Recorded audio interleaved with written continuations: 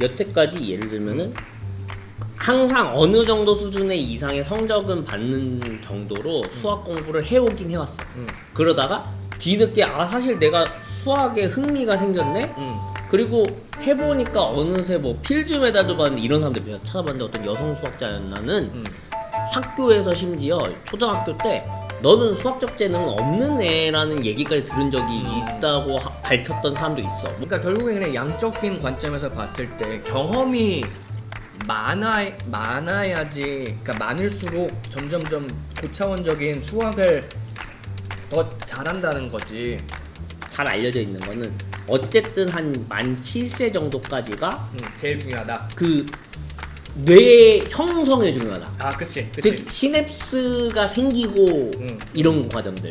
즉 쉽게 얘기하면 하드웨어는 그때 다 생기는 거다. 그치.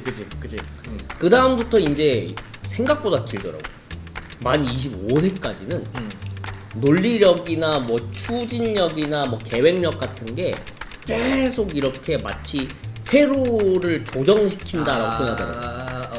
그런 발달은 충분히 가능하다. 즉 논리력 발달은 만 25세까지도 가능하다. 그러니까 일반적으로 수학을 잘하는 방법은 이 방법밖에 없어요. 이런 단적인 얘기하는 사람 사기꾼 신호.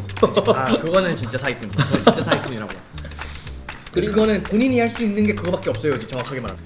만약에 어떤 환경이 주어졌는데 나한테 안 맞는 것 같다. 그러면은 과감하게 바꾸는 거에 대해서 두려워하지 말라. 맞아. 그것도 공부다. 그렇다고 해서 진도를 다시 되물리지 말라. 즉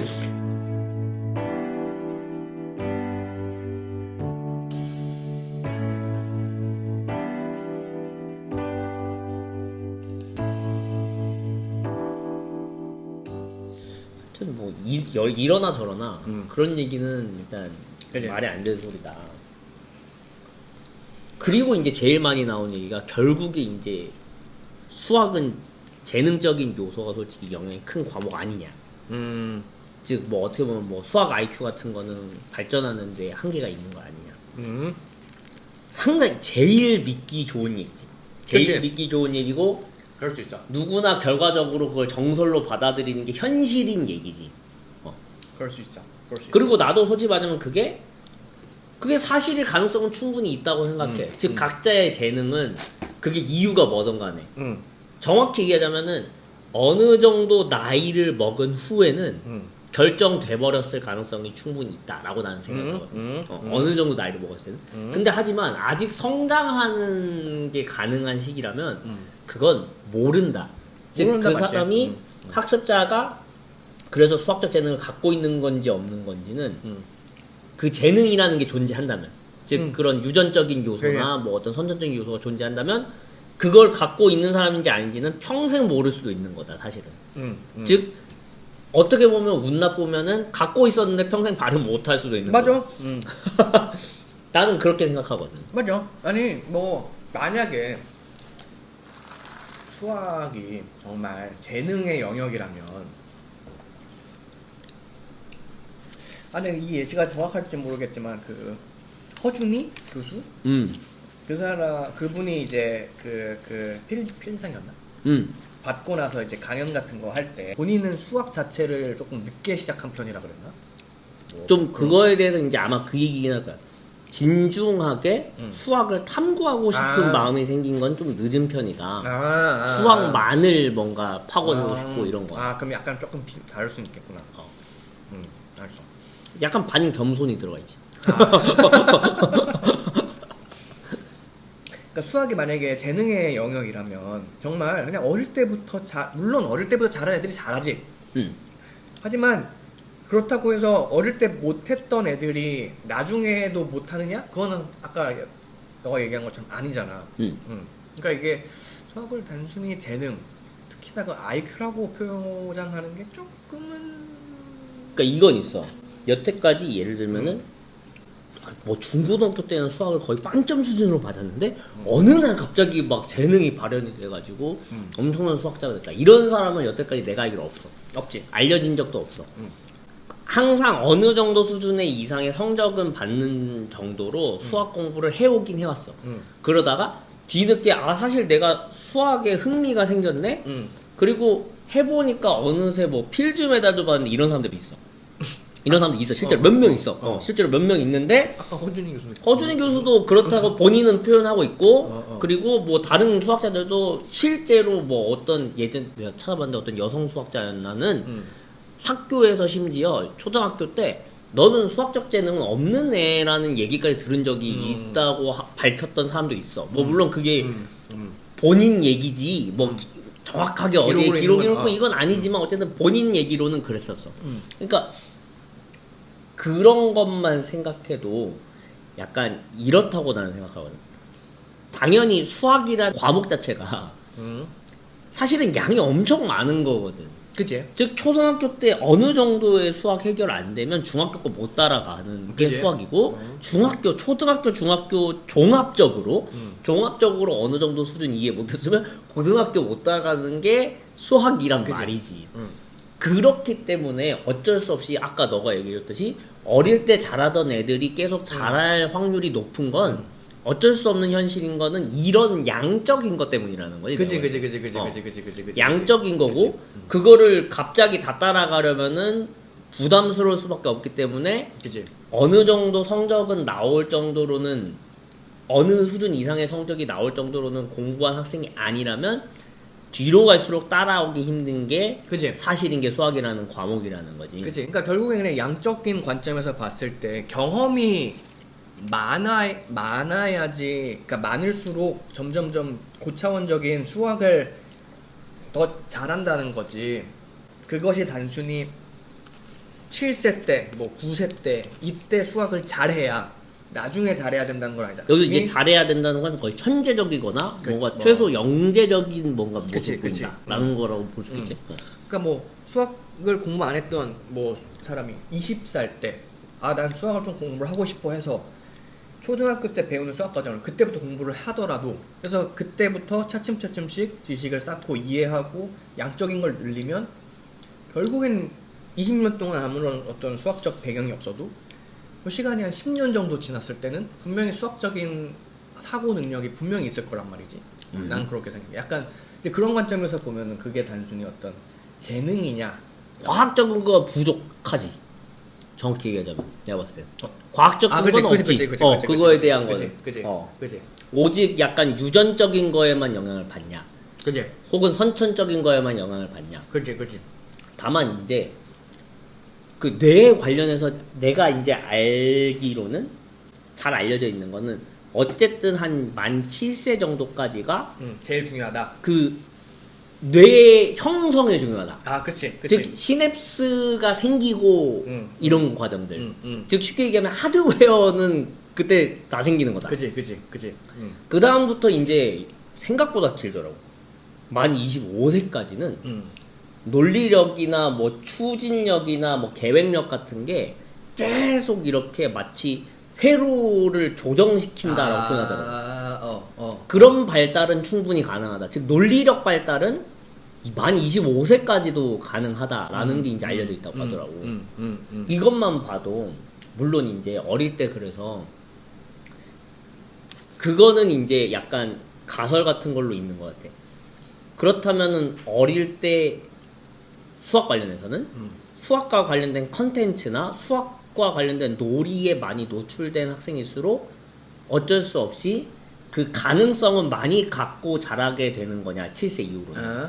그런 이제 약간 뭐랄까 가설 같은 건 있는 것 같더라고. 그리고 그건 그럴 수 있다고 생각해. 어쨌든 간에 하드웨어가 발달하는 거니까. 그런 거에 노출된 하드웨어냐, 그렇죠. 아니면 그런 거에 노출된 적 없는 하드웨어냐는 영향이 있을 거라고 생각해, 당연히. 다만 어느 정도 그래도 노출된 사람이라면은 그 이후에도 25세까지는 특히 논리적인 측면은 본인이 어떻게 어떤 환경에 있냐, 그리고 어떤 그 학습 과정에 있냐, 배움에 있어서는 어떤 사람들한테 배웠냐, 이런 거에 따라서 달라질 수 있다는 얘기인 거니까. 그게 그렇기 때문에 뭔가 수학 IQ는 절대 결국에는 한계가 있다, 이런 얘기가 그지. 믿을 만한 얘기지만 과학적 근거는 없다는 사실도 알고 있어야 된다. 그치. 그리고 좀 더 정확히 얘기하자면 그 한계가 있다 치더라도 그 한계가 어떻게 결정되냐도 안 밝혀져 있고 그리고 개인적인 내 생각으로는 그 태어나면서 그게 결정되는 확률은 별로 높지 않을 것 같은 느낌이야. 태어나면서. 왜냐면 태어나면서 결정된다면은 수학자의 아들, 딸은 무조건 천재적인 수학자가 돼야 되는 거 같거든? 유전자 때문에 그랬다? 지금 그런 말 하는 사람들한테 솔직히 말하자면은 혹시 나치즘을 아시나요? 그치. 얼마나 위험한 발언을 하고 계신지 아시나요? 그거 그거 사람들이 그냥 넘어가주는 얘기니까 이게 뭐 방송에서 나오고 막 마치 뭐 믿어주는 것처럼 행동하는 거지. 그거 깊게 생각하면 큰일 날 얘기입니다. 그치. 함부로 하지 마세요. 맞아. 라고 하고 싶은. 그래서 난 개인적으로는 이제 좀 이게 이렇게 얘기하고 나면 그러면은 누구 얘기를 믿어야 되냐? 이 방법밖에 없어요. 이런 얘기 제일 위험해요. 이 방법밖에 없어요. 물론 이제 상황에 따라서 그럴 수 있지. 뭐 시간이 뭐 몇 개월밖에 없다. 나는 지금 뭐 고3 9월 모의고사를 앞두고 있다. 뭐 이런 극단적인 상황인 학생이면은 그러면 점수 올리려면 요렇게 할 수밖에 없겠는데? 뭐 이런 얘기는 그치. 그런 얘기 말고. 그러니까 일반적으로 수학을 잘하는 방법은 이 방법밖에 없어요. 이런 단적인 얘기하는 사람 사기꾼 신호. 그거는 진짜 사기꾼이지. 그건 진짜 사기꾼이라고. 그거는 본인이 할 수 있는 게 그거밖에 없어요. 정확하게 말하면. 그지? 제가 할 수 있는 건 이거밖에 없어요. 맞아요. 이게 학생 환경에 맞는 것 같으면 저한테 오세요. 이게 맞는 얘기인 거지. 그치. 저는 이런 식으로 가르칩니다. 근데 저와 안 맞으면은 사실은 다른 선생님과 하는 게 나을 겁니다. 그치, 사실 제일 솔직한 얘기지. 그치. 아니면은 이제 그렇게 얘기하는 건 거의 없으니까 적어도 그러면 제가 어떻게 좀 시간이 걸리더라도 이 친구와 잘 맞추어 보겠습니다가 오히려 성심성의껏 대답하는 거고 솔직한 얘기인 거지. 그렇지 말하자면 환경이 중요하니까, 즉 학습하는 방식 자체가 진짜 각자 맞는 방식이 다 다르기 때문에 예를 들면 누구는 독서실에서 이렇게 갇힌 느낌으로 맞아. 막 연습장 써가면서 공부하는 게 맞는 사람이 있는 맞아. 반면에 나 같은 사람은 어느 순간부터는 차라리 넓은 공간에서 칠판도 있으면 좋고 칠판이 없더라도 맞아. 백지를 쌓아두고 내 맘대로 써보고 막 이것저것 이제 번호 매겨가면서 종이에다가 펼쳐놓고 맞아. 사람마다 다르지. 봐서 막 나는 이걸 택하겠어 저걸 택하겠어 이렇게 공부하는 게 맞는 사람이고 다 다르기 때문에 만약에 어떤 환경이 주어졌는데 나한테 안 맞는 것 같다. 그러면은 과감하게 바꾸는 거에 대해서 두려워하지 말라. 맞아. 그것도 공부다. 단 현실적인 걸 따지기 위해서 그렇다고 해서 진도를 다시 되물리지 말라.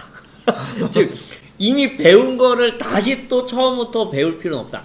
그게 아예 모르는 상황이 아니라면, 그걸 정말 다시 공부할 수밖에 없는 상황이 아니라면 환경을 바꿨다고 해서, 즉 선생님을 바꿨다고 해서, 쉽게 얘기하면 선생님을 바꿨거나 혹은 본인 공부 환경을 바꿨다고 해서 이미 공부한 내용을 싹 다 버리지 말라. 그거를 잘 정리하고 그 다음 내용을 공부할 때는 다른 방법으로 해보는 것도 좋다.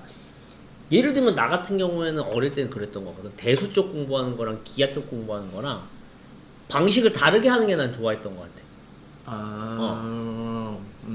기하는 무조건 한 문제를 무조건 풀 때 A4 한 장 그냥 다 써버렸던 것 같아. 왜냐면 그림을 크게 보고 싶어서.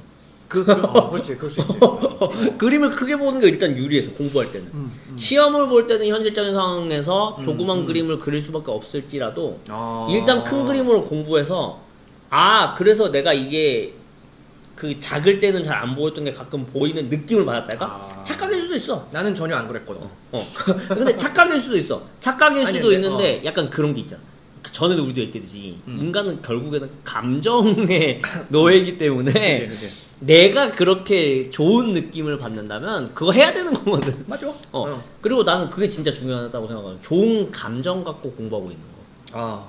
맞아. 좋은 감정 갖고 공부하고 있는 거. 그게 되게 중요하다고 생각하기 때문에 특히나 이제 나는 그랬었고, 그리고 다른 사람들도 참고했으면 좋겠고, 예를 들면 대수 공부할 때는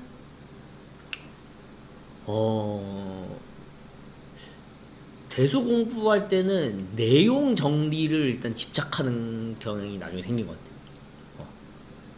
내용에 대한 구조를 어느 정도는 파악하고 문제를 풀어야 나는 속이 시원했던 것 같아.